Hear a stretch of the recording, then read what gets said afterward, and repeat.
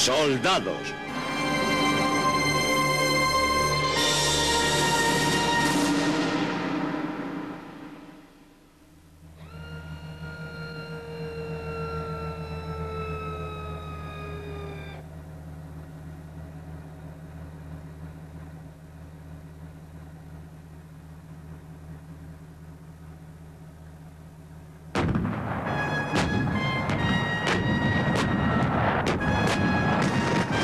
Cañones.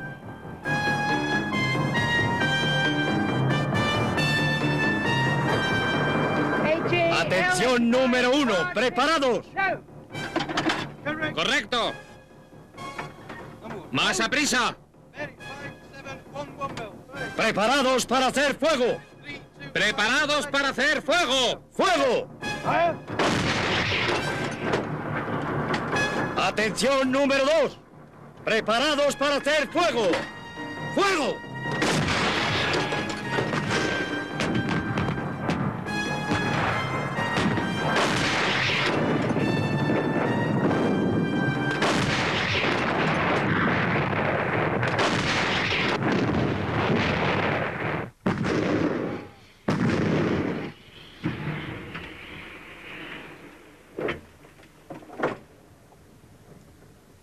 Cañones. La esencia del poder militar. La artillería es el dios de la guerra. Así lo dijo José Stalin. Napoleón lo expresó de otra forma. Es con la artillería, dijo, con lo que se hace la guerra. Pero ambos estaban diciendo lo mismo. Son los grandes cañones los que han dominado el campo de batalla en los tiempos modernos. Pero es probable que el cañón haya cambiado menos que cualquier otra arma en sus 6 siglos de existencia. Ahora se puede cargar por atrás, hacerse de acero y con frecuencia tiene tracción y su motor propio. Su munición ha evolucionado y su alcance y precisión se han incrementado formidablemente, pero esencialmente hoy sigue siendo lo que fue en el siglo XIV. Un tubo hueco cerrado con una punta por la cual una mezcla explosiva dispara un proyectil al blanco que elige un oficial. Y casi desde el principio su impacto ha sido devastador.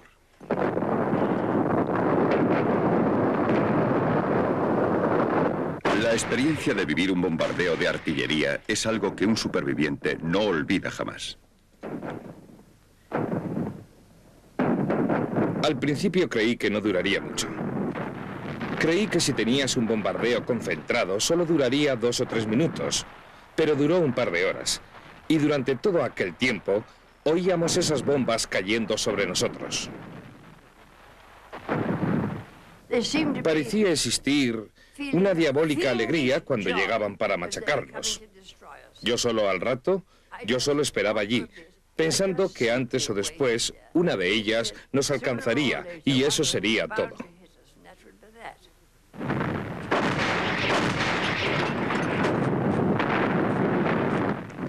Es una sensación de horror. Así que los sentidos, como el odio y el tacto, son más fuertes que en cualquier posición ordinaria en la que uno esté. Y también el ruido, eso aúlla y luego los gritos de los heridos y también un desamparo total. En una situación normal, uno puede devolver los disparos, pero aquí no se puede hacer absolutamente nada. Solo esperar. Esperar y desear que el bombardeo no dure mucho tiempo. El fuego no necesita ser incesante para poner a temblar los nervios de los soldados, como los defensores americanos de Khe Sanh descubrieron durante su asedio por el Vietcong.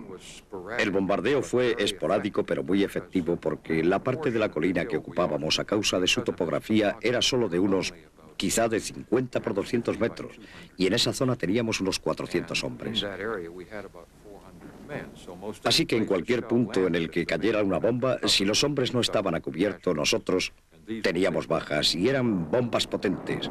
El resultado fue que el soldado raso en la trinchera solo podía ver cómo mataban a sus amigos y compañeros cuando estaba allí.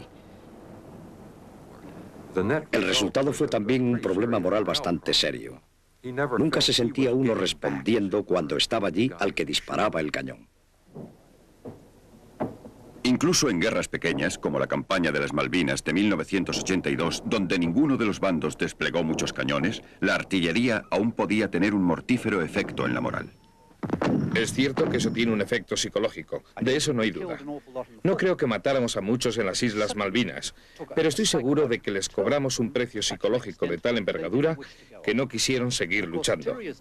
Y naturalmente la artillería no solo está dirigida contra un contacto visual del soldado con el enemigo, a menudo está dirigida contra objetivos en profundidad.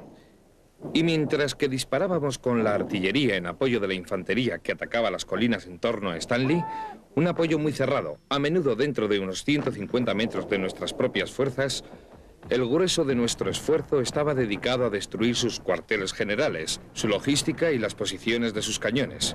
Y creo que eso fue lo que causó esa repentina rendición de los argentinos en las afueras de Stanley en 1982. El descubrimiento europeo de la pólvora, a principios del siglo XIV, inició una de las grandes revoluciones técnicas de la historia.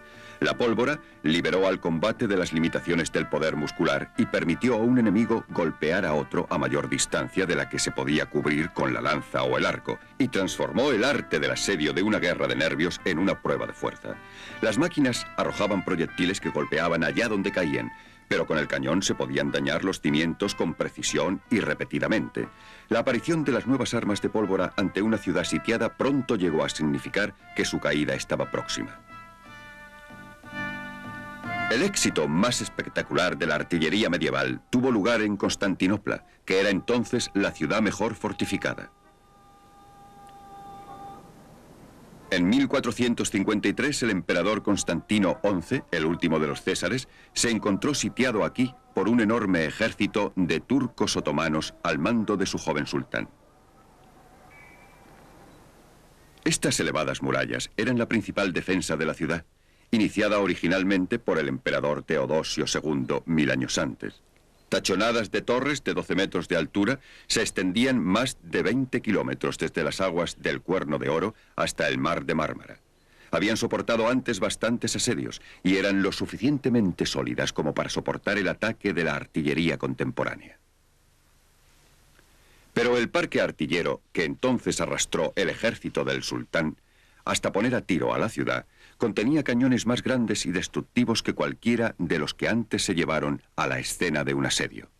En la Torre de Londres, otra fortaleza construida antes de la época de la artillería, hay un cañón de una potencia y estilo similares a los de aquellos que hicieron caer las murallas de Teodosio. Fueron embarcados hasta Londres como un regalo para la reina Victoria. Hay un toque irónico en esta historia. El hombre que diseñó estos grandes cañones fue un húngaro llamado Urbano, que se los ofreció en primer lugar a los cristianos de Constantinopla. Solo cuando sus servicios fueron rechazados por ser demasiado costosos, se dirigió a los turcos. Entonces el sultán reconoció al punto lo que se le ofrecía, una máquina de guerra de devastador poder.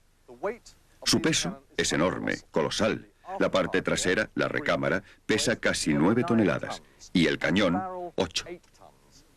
Había algunos que eran más pequeños.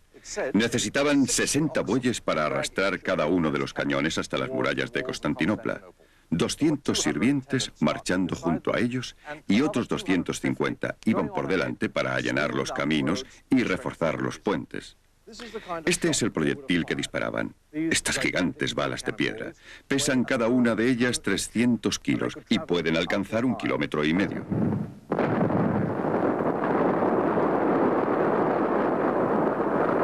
13 gigantescos cañones, disparando 4.000 veces entre el 1 de abril y el 10 de mayo de 1453, destruyeron el paciente trabajo defensivo de siglos.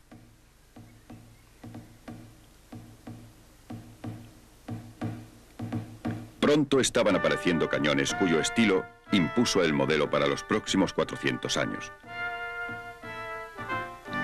Estos, no los monstruos de Mohammed, eran las armas del futuro.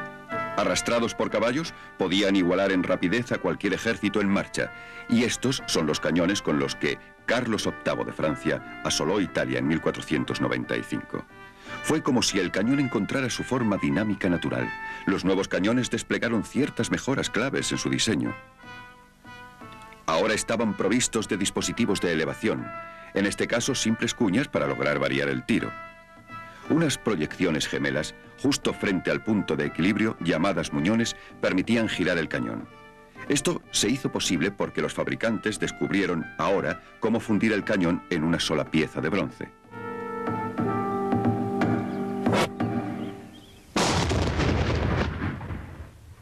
La nueva artillería del Renacimiento había mejorado tanto que por primera vez los cañones comenzaron a decidir el resultado de la batalla. Pero el asedio siguió siendo el principal campo de acción de la artillería, y los artilleros de asedio pronto aprendieron a perfeccionar su oficio.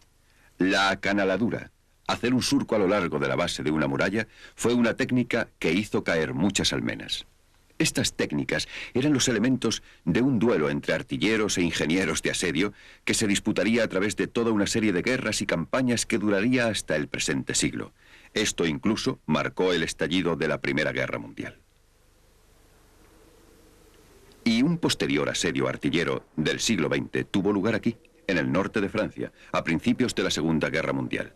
Esto es parte de la línea Maginot, la cadena de fuertes de hormigón construidos por los franceses en los años 30 para guardar su vulnerable frontera con Alemania. Sus casamatas blindadas y sus torretas daban a estos fuertes la apariencia de acorazados encallados y demostraron no ser mucho más útiles, pues en 1940 los alemanes hicieron su principal ataque mucho más al norte, a través de las fronteras de Bélgica. Pero organizaron unos ataques simbólicos en la línea. Este fuerte, en La Ferté, fue uno de los blancos. El propósito del ataque era en parte impedir que los franceses transfirieran su guarnición a la batalla en el norte y en parte para permitir que los equipos de filmación del Dr. Goebbels mostraran a la nación alemana el poder de la Wehrmacht. Al oponer la fuerza de la artillería a la resistencia de las defensas fijas, esto fue un cerco al antiguo estilo, pero el peso de la potencia de fuego que desplegaron los alemanes no dio ninguna oportunidad a los defensores.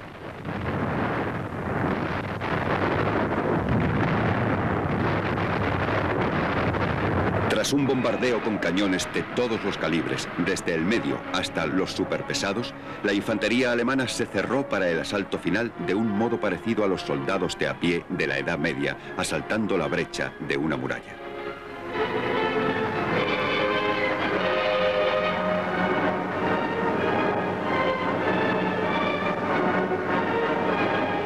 ...210 franceses murieron en este horripilante pequeño enfrentamiento. Las maltrechas casamatas y las cúpulas hundidas son su monumento. También conmemoran uno de los últimos episodios de un estilo de guerra que puede seguirse en línea directa hasta los grandes asedios del mundo medieval. Pero mientras los artilleros de cerco se dedicaban a su especialidad particular, los de campo estaban haciendo sus armas más directamente útiles para los ejércitos en campaña.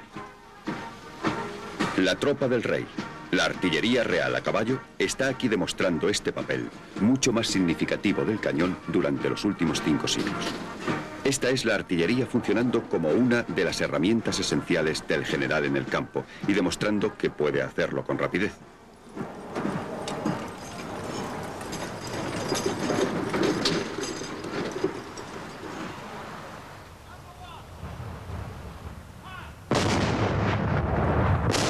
Hoy puede parecernos solo un ritual colorista, pero nada demuestra mejor la naturaleza de la revolución que hizo de la artillería una arma dominante del campo de batalla. La artillería a caballo proporcionaba brillo y colorido, pero fueron los pesados cañones de campaña los que con frecuencia decidieron la acción del día. ¡Fuego!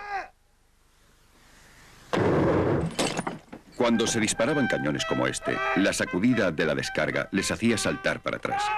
Tenían que ser movidos a brazo hasta su antigua posición. Tenían que apuntarse de nuevo al blanco, a ojo, entre salva y salva.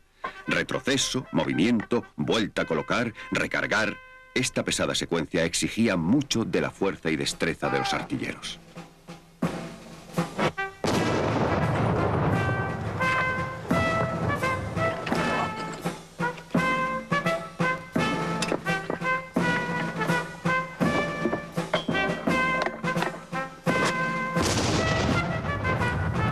Pero la dureza que tenían que soportar los artilleros no era nada comparada con la carnicería que podían infligir cuando su disparo alcanzaba las cerradas filas enemigas. Una sólida bola, no mucho mayor que una moderna pelota de tenis, podía matar 8 o 10 hombres a la vez. Proyectiles de expansión como los botes y la metralla se cobraban el mismo precio en los hombres que los perdigones en una bandada de perdices.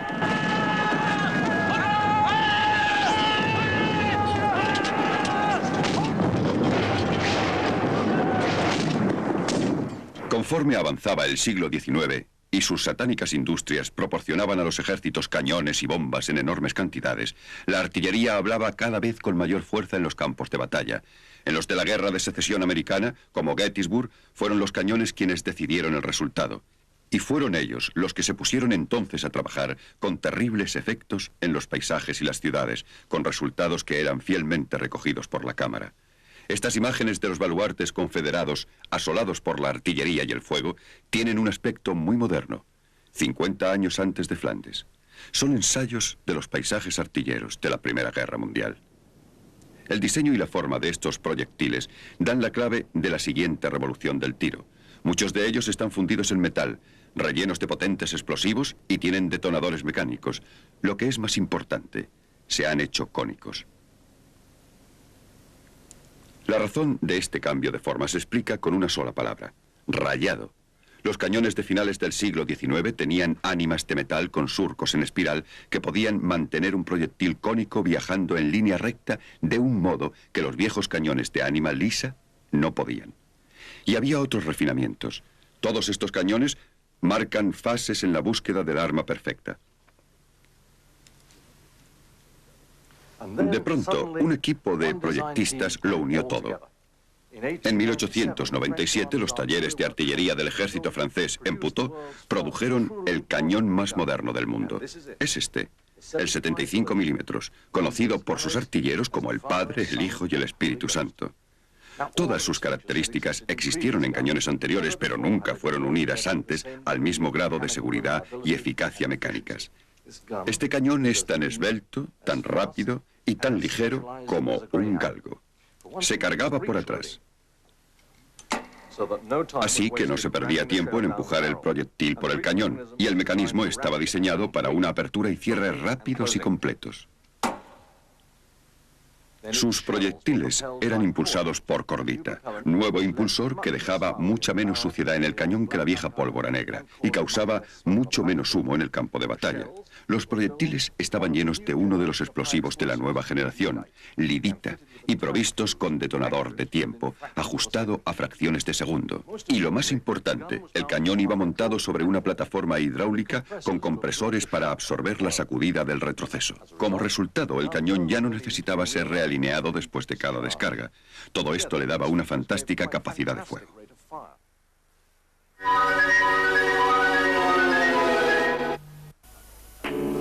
Manolo Caracol, Antonio Mairena, El Camarón de la Isla, Maestros del Flamenco. Una obra única que le dará una visión amplia y rigurosa del flamenco con los grandes maestros, los estilos y las comarcas cantaoras en grabaciones de excepcional calidad. Ya está a la venta el fascículo de presentación y el número 1 con el disco o cassette de Manolo Caracol.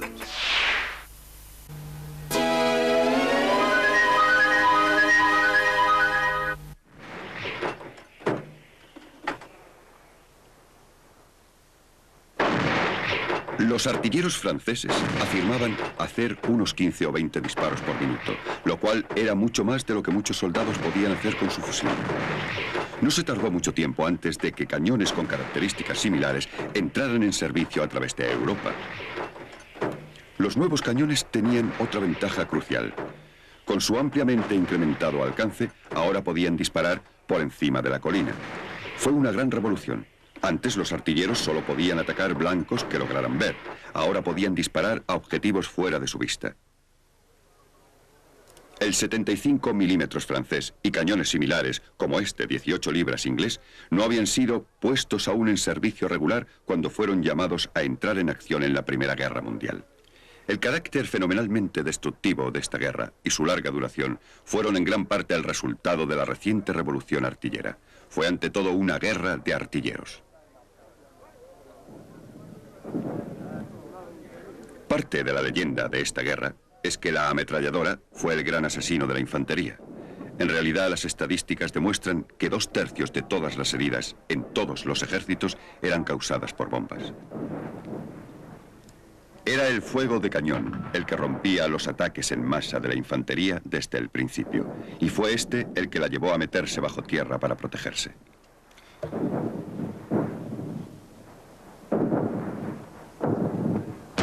Y aún más, la nueva y potente artillería produjo un estilo de guerra de artilleros totalmente distinto de las batallas cara a cara del siglo XIX. Ahora, con el tiro indirecto, hecho ya una práctica habitual, se creó un papel completamente nuevo, el de oficial de información avanzada, muy por delante de los cañones, identificando los blancos desde puestos de observación con frecuencia peligrosos.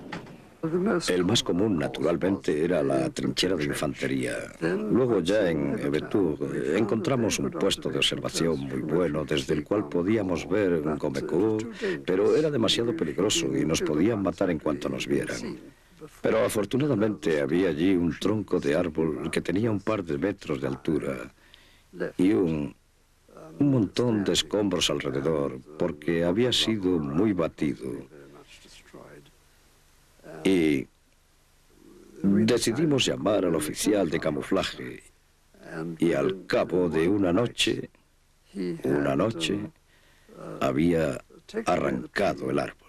Lo copió exactamente en camuflaje y sí, preparó una manera de entrar en él por debajo de tierra y luego metimos nuestras cabezas por aquel árbol y descubrimos un agujero y vimos todo lo que queríamos ver y los alemanes solo veían como un árbol tronchado. También teníamos, claro, los pueblos en ruinas y si quedaba algo de las casas cerca del frente, invariablemente subías al último piso y mirabas a través de las tejas rotas del tejado y cosas así. Aprovechabas cualquier cosa que estuviera por encima del nivel del suelo. Un puesto de observación especialmente peligroso era el globo aéreo, que no se podía ocultar al enemigo y por tanto era un blanco de primera para sus cañones y su aviación. La comunicación con tierra se hacía por una línea telefónica directa y la información era luego procesada y enviada a las baterías.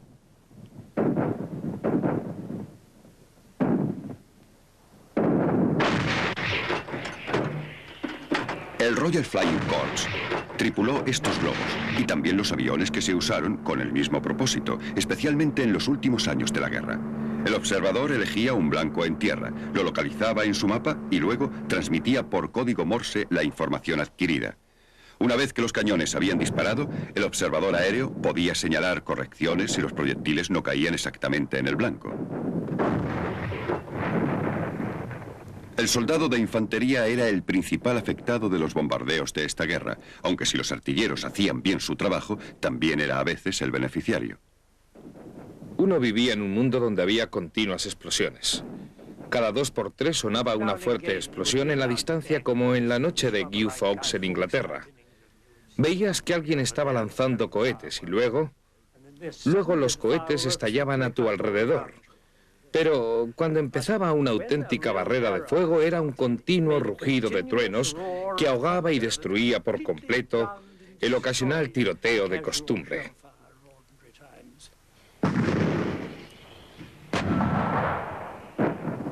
A finales de la guerra, y eran muy certeros, claro, la artillería dejaba caer los proyectiles exactamente donde quería. Y realmente podías ver una cortina de proyectiles estallando a 3 o 4 kilómetros delante de ti, y te alejabas todo lo más que podías. Cierto es que esto silenciaba al enemigo y le hacía bajar la cabeza, pero podía matarlo o no. Y si de verdad no lo habías matado, entonces tenías que luchar contra un alemán, que había sufrido una experiencia peor que la tuya. Fue la artillería la que hizo de los paisajes de la Primera Guerra Mundial desalentadores panoramas y campos de ruinas que los supervivientes nunca olvidaron. Un soldado inglés escribió de Ypres: ante mis ojos surgió la ciudad martirizada. Un panorama de edificios destrozados, apiñados a media distancia. Aquí y allá una chimenea rota o una decapitada aguja de iglesia sobresaliendo un poco por encima del resto. El lugar parecía como si hubiera sido dejado sin terminar por los elementos.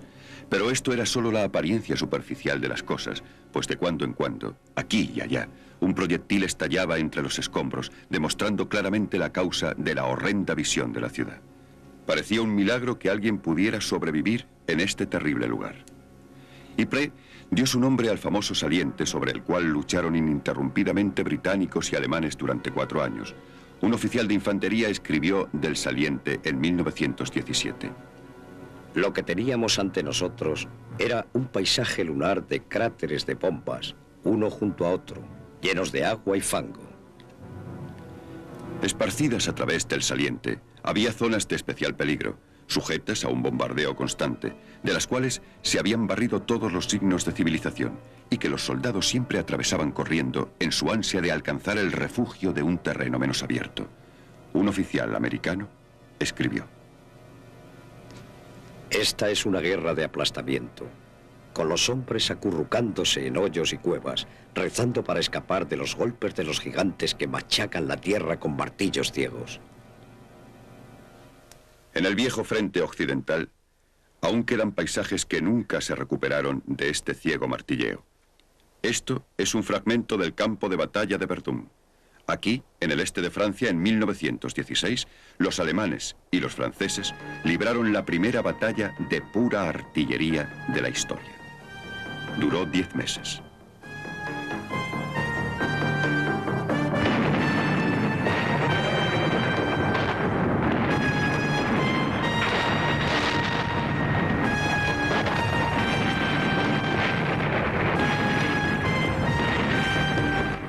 Los alemanes, que iniciaron la batalla, la llamaron Operación Lugar de Ejecución, y su herramienta de ejecutores fue el gran cañón.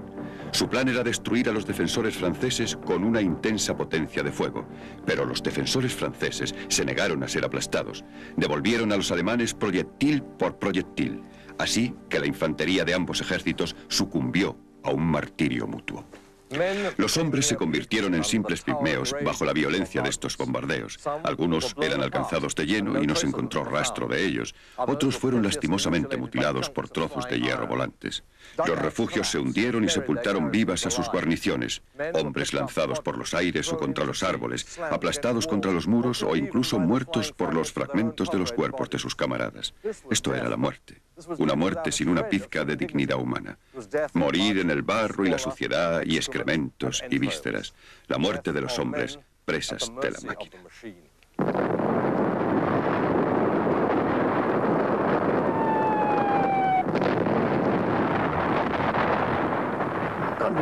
Cuando estabas bajo aquellos bombardeos espantosos, con obuses cayendo a tu alrededor por todas partes, bueno, pues esperabas el tuyo.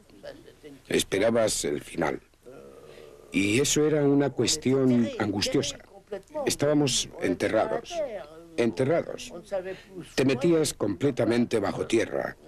Ya no sabías cómo guarecerte y luego estabas allí esperando el último minuto. Era la espera final. Muertos de frío y todo eso.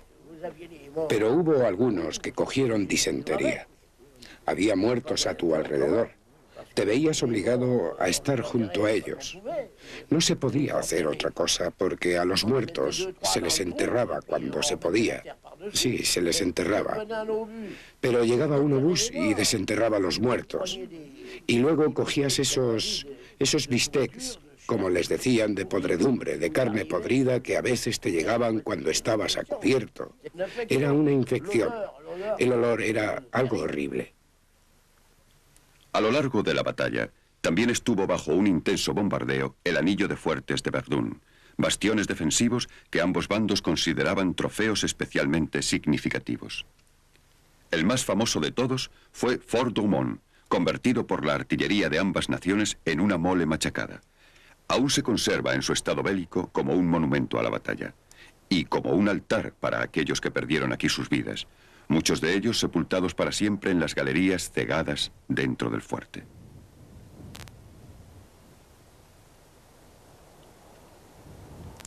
Sus nidos de ametralladoras y puntos de observación aún se encaran al paisaje por el que atacó el enemigo en 1916.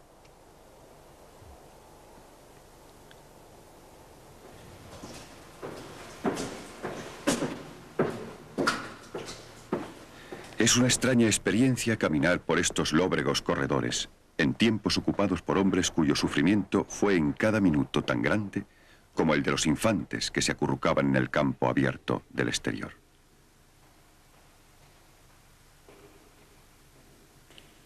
Los franceses perdieron el fuerte frente a los alemanes en el primer mes de la batalla, tras lo cual hicieron todo lo que estuvo a su alcance para recuperarlo. Es decir, Fort Douaumont ha sido descrito como el lugar más bombardeado de la superficie de la Tierra. Imagínense lo que debió ser estar en estos oscuros y plañideros corredores en 1916. Hoy están vacíos, pero entonces estaban llenos de miles de hombres temerosos y agotados por la guerra. Cuando los franceses lanzaron su primer ataque en mayo, trajeron 300 cañones solo para este fuerte. El aire estaba lleno de cordita. El ruido era tan intenso que se quedaban sordos. Un superviviente dijo que era como estar dentro de un enorme tambor. En su segundo ataque en octubre, los franceses introdujeron 2 enormes cañones sobre raíles de tren, cuyos proyectiles pesaban 1 tonelada cada uno. Estos machacaron el fuerte con una exactitud y precisión devastadoras. Algunos atravesaron el blindaje y explotaron dentro. El mando alemán, al comprender que ni siquiera esto, los niveles más inferiores del fuerte, era ya seguro, no tuvo más opción que pedir a sus hombres que se retiraran. Se calcula que Fort Douaumont se cobró las vidas de 100.000 hombres. Muchos de los franceses que murieron allí están sepultados en el vasto cementerio que se construyó en sus cercanías.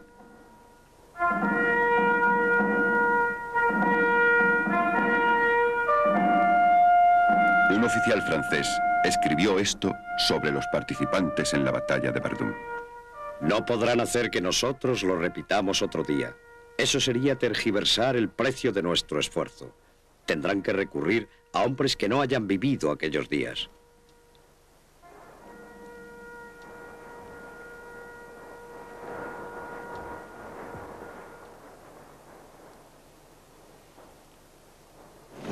El férreo rostro de la Primera Guerra Mundial no podía mirar al unísono el alegre orgullo del artillero en su dominio del caballo y la espectacular ostentación de poner sus cañones en acción. Ningún artillero podía olvidar que Napoleón, el más grande de los generales, fue un artillero. Y había muchos aspirantes a Napoleón en todos los ejércitos de la Guerra Mundial. En el orden oficial de precedencia que determina la jerarquía de regimientos y cuerpos en el ejército inglés, la artillería real a caballo, cuando desfila con los cañones, ocupa el primer lugar ante los demás.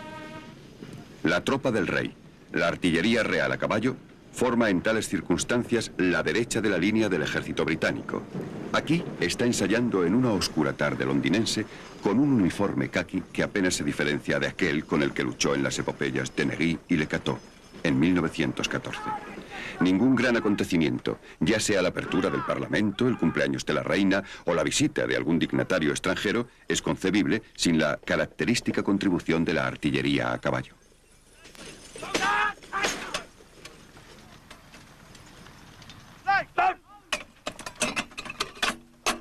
¡Número 1! ¡Fuego! Hay otros símbolos del orgullo corporativo de la artillería real.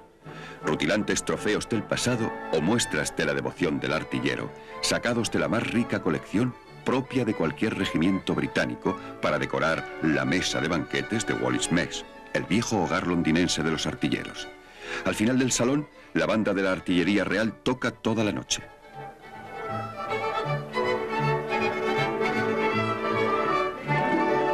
Cuando termina la cena y se retira la mesa, el oporto acompaña el brindis leal, algo que es único del regimiento real de artillería.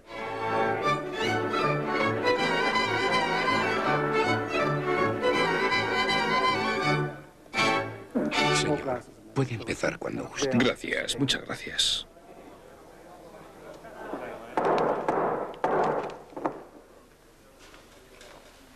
Caballeros, por la reina.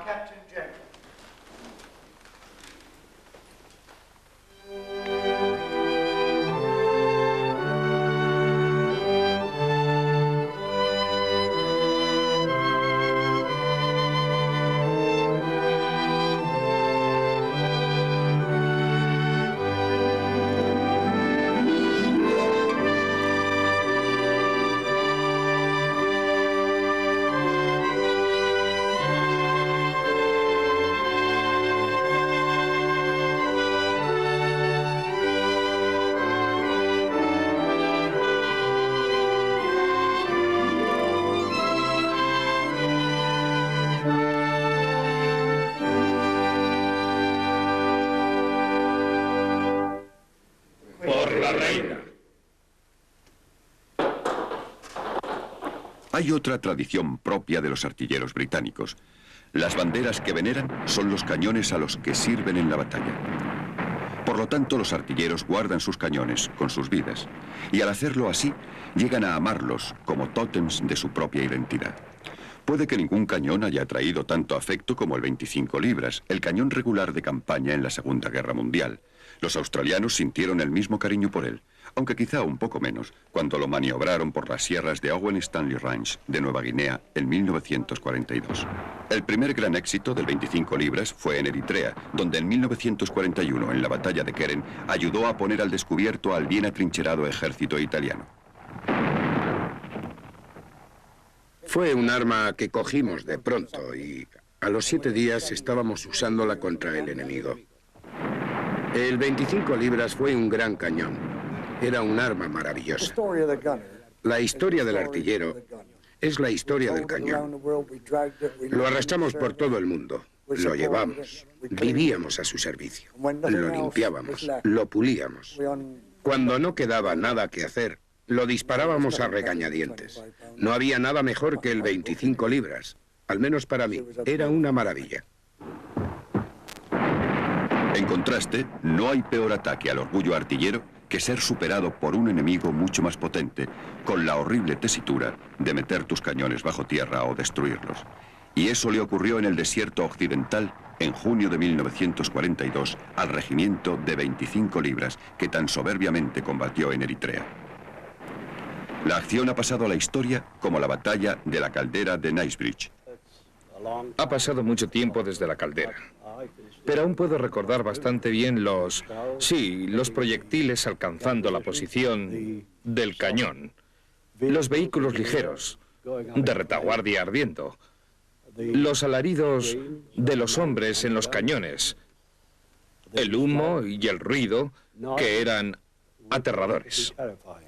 Lo que tengo clavado en mi mente es el tremendo destello de un cañón no muy lejano y luego ese horrendo ruido de proyectiles antiblindaje volando, los cañones, las corazas estallando, las capas cayendo, con miembros por todo el lugar, y las tripas desparramándose y otro hombre recogiéndolas inmediatamente y saltando al asiento. Al llegar nos dijeron que nos uniésemos a los artilleros. Pensamos que era una tragedia y una desgracia clavar tu cañón. Pero eso como último recurso. Eso era lo que debías hacer. Y con el cuarto cañón, que era el que yo estaba manejando, al fin lo hice. Metí un proyectil en la recámara y disparé, pero la carga falló y los tanques se estaban acercando mucho. Estaban a unos 50 metros y la infantería alemana estaba avanzando por los flancos. Así que no podía hacer más que quitar el mecanismo de la recámara que oculté en la trinchera que habíamos cavado por la mañana. Así que no creo que aquel 25 libras resultara útil para nadie. Normandía, invadida por los aliados en junio de 1944, desafió a la artillería aliada a descubrir y destruir la guarnición alemana en un paisaje idealmente adaptado para la defensa. Una nueva movilidad fue parte de la respuesta. Mientras que gran parte de la artillería alemana seguía siendo tirada por caballos, hasta los cañones pesados de los aliados estaban ahora montados en cureñas con neumáticos arrastradas por tractores o grandes camiones. Transportados con fluidez, también podían ser desplegados y puestos en acción rápidamente.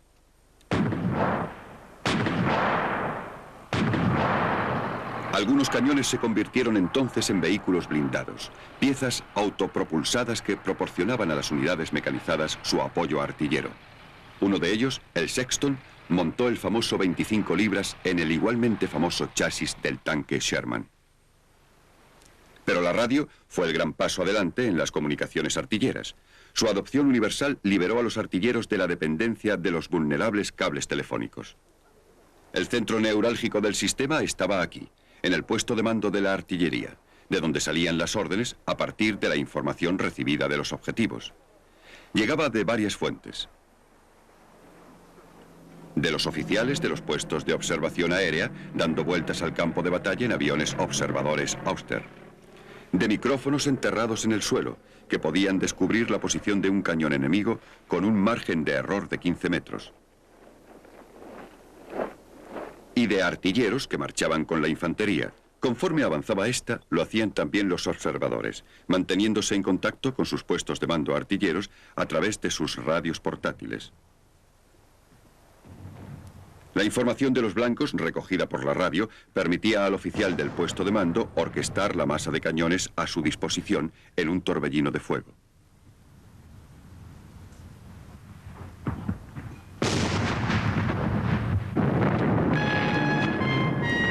Los soldados rusos habían sido desde hacía ya mucho tiempo unos devotos de la artillería. En la Segunda Guerra Mundial presentaron más cañones que cualquier otro ejército. Aquí, el dios de la guerra, de Stalin, celebra un triunfo soviético. El Ejército Rojo llevó a sus extremos la técnica de acumular artillería en un frente de ataque elegido para un aplastante bombardeo preliminar. Su intención era eliminar toda resistencia y luego lanzar un torrente de tanques e infantería a través de la brecha en la línea enemiga. Estas tempestades de la artillería fueron la base de las victorias rusas en Stalingrado, Kursk y Berlín. Pero como siempre en la historia, campañas diferentes producen técnicas diferentes. En Vietnam, los bombardeos planificados eran bastante inapropiados para un combate fluido y entusiasta. Lo que proporcionaba la artillería, a la infantería y a las demás fuerzas de maniobra es lo mismo que ha proporcionado desde tiempo inmemorial. Y eso es lo que siempre nos ha dado un gran respaldo moral a los chicos de infantería. Allí donde la infantería era obstaculizada por algún soldado enemigo, disparando con armas ligeras, sí, antes que seguir siendo contenidos y tener bajas innecesarias, lo primero que pensaba la infantería era ¿dónde está la artillería? Y en muchas ocasiones se la utilizaba en el papel de un fuego directo contra una casa o cualquier otra estructura y disparábamos el arma. Y el edificio y sus habitantes eran destruidos, permitiendo a la infantería moverse y continuar con su operación. En una de las unidades a las que fui asignado, nuestra misión era proporcionar fuego de apoyo a una sección de reconocimiento. Sería un grupo de hombres de infantería el que se insertara desde bastante distancia, desde una base operacional, principalmente para recoger información sobre los movimientos enemigos. Salieron en pequeños grupos con una capacidad de autodefensa muy limitada. Así que tenían que confiar y lo que les daba ese respaldo moral era la artillería. Nosotros llegábamos en cualquier momento, no como la aviación, que en algunos casos no podía volar. Estábamos siempre allí y éramos su capa de protección, por así decirlo. En todos los ejércitos que guarnecen el frente de control de la OTAN en Alemania, en los años 80, la artillería ha sido completamente integrada en el esquema de operaciones blindadas de alta rapidez para el que se entrenan las fuerzas de la OTAN.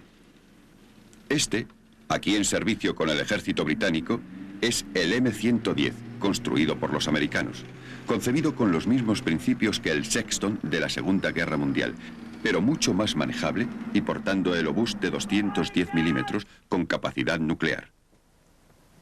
Este es el M109, un obús americano de 155 milímetros, también usado por el ejército británico. Los hombres que lo manejan podrían ser la dotación de una batería naval. Ciertamente que la técnica de colocación y carga es la misma que la de la artillería en Jutlandia y el Golfo de Leyte. Pero el poder que llena a este cañón, y también su capacidad nuclear, lo hacen un arma del futuro mucho más que del pasado. Pertenece a una tendencia que hace de la artillería un arma en el campo de batalla más formidable que ninguna hasta ahora. Creo que probablemente la década de los 80 es la época más emocionante que la artillería de campaña haya tenido nunca desde finales de siglo. Y esto nos remonta a cuando tuvimos los primeros fuegos indirectos con el 75 francés en la Primera Guerra Mundial.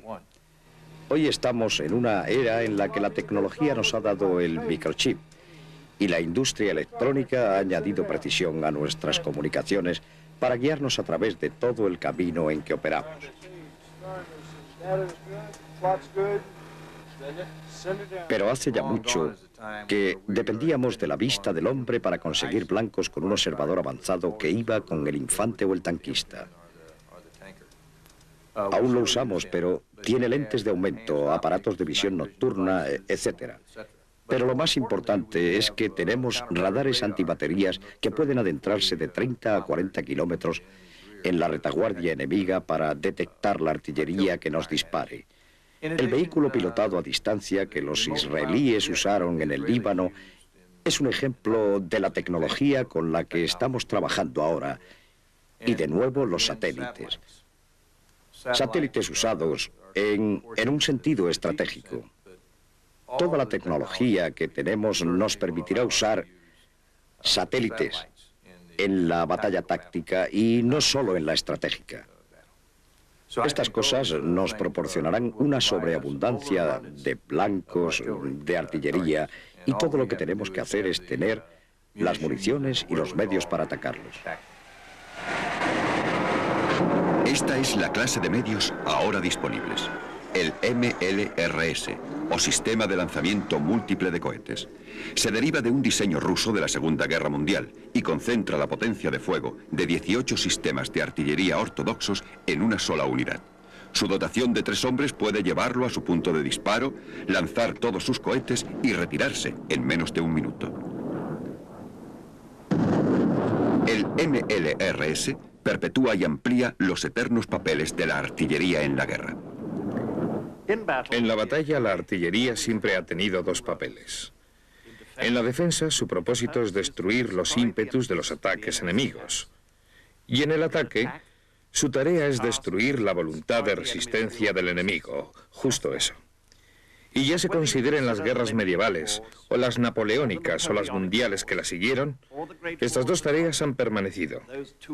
Piensen lo que quieran sobre los misiles con cabeza teledirigida, o los proyectiles que encuentran su camino hasta el blanco, o cualquiera de las tecnologías que están apareciendo. Estas 2 tareas aún permanecen, y no hay otra arma en el campo de batalla que pueda desempeñarlas. Pero hoy, de hecho, pensamos menos en las batallas que en desterrar la guerra en su totalidad. Y también en este contexto, el formidable poder de la artillería, su efecto destructivo, y lo que yo llamaría la autoridad de los cañones, representan una de las más efectivas fuerzas disuasorias. Y en el futuro. Durante años la artillería ha tenido esta especie de poder definitivo. Este es un cañón atómico de hace 30 años. El poder de su equivalente dentro de otros 30 es inimaginable. Mientras tanto, la artillería convencional sigue creciendo en movilidad, capacidad de fuego, alcance, precisión y poder destructivo, haciendo los campos de batalla cada vez más peligrosos para que los habite el ser humano. Pero la artillería ahora amenaza con llevar su poder más allá del campo de batalla, quizá para poner el futuro del mundo dentro de un cañón. Es con la artillería, dijo Napoleón, con lo que se hace la guerra. Tal vez hoy, al contemplar cómo el arma que él apreciaba tanto ha desbordado en su crecimiento a sus creadores, sintiera que no debe hacerse jamás la guerra.